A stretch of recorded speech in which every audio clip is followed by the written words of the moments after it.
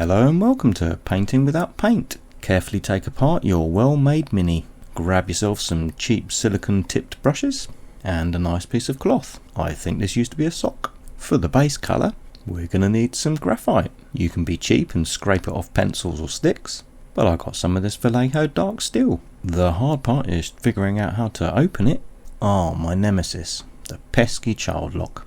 Simply dip the brush into the pigment powder and then just rub it all over the little miniature. Use a wide brush for the big areas and a little brush for all those tricky hard to reach areas. And when it's fully covered, get your special little sock and try and scrub all that graphite back off to give it a nice little polish. $1 million, Mr. Bond. You are wondering what it cost. And if you don't want metal hands, I suggest wearing gloves. Now the miniature looks like it's made out of solid metal. It's ready for the next phase of painting without paint, which went horribly wrong. So after cleaning the silicone brushes, I went wandering my house to look for some paint, or not paint. Now I believe this stuff is known as war paint, and seeing as my wife hasn't looked like she's used it, I'll get the money's worth out of it instead. Doesn't seem like it's working. Maybe if I use a bigger brush. It's still not sticking.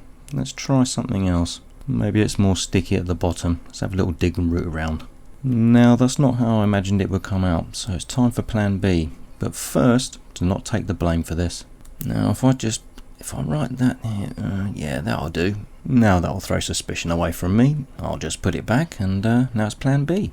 If you add some dish soap or soap into some water, you can break the surface tension to make this next step a little bit easier. Carefully or not, try and get all the water into the creases of the model, or anywhere you would like the rust to be.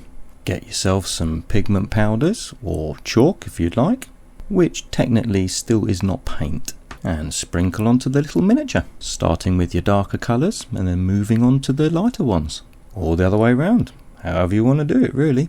It's your model, and just keep reapplying water as needed. And for a quicker method,